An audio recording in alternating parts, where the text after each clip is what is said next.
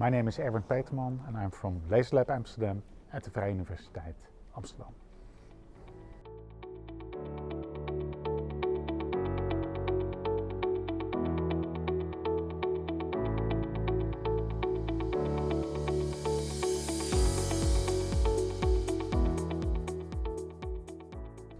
I'm a single molecule biophysicist and I develop tools based on lasers and optics to look at and to manipulate single molecules in vivo and in vitro.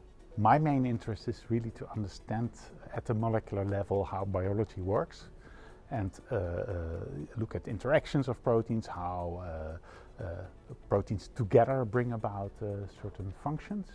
That's what I try to see, and of course there is many connections to how biology, how a cell is built up or torn down or divides or that kind of stuff. But we're also really looking into how stuff goes wrong when in case of disease or in case of inhibition of certain components. That's what we try to do.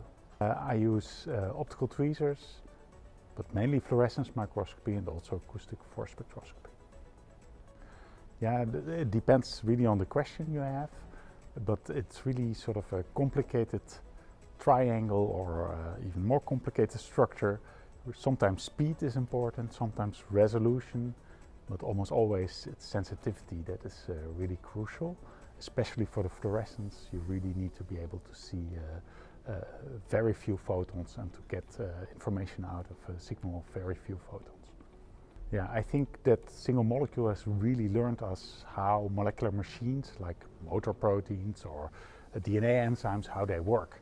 I think that has really been the breakthrough, that we can see them in action, see them step over microtubules, see them walk along DNA and these kind of things. That is really what has been the big breakthrough.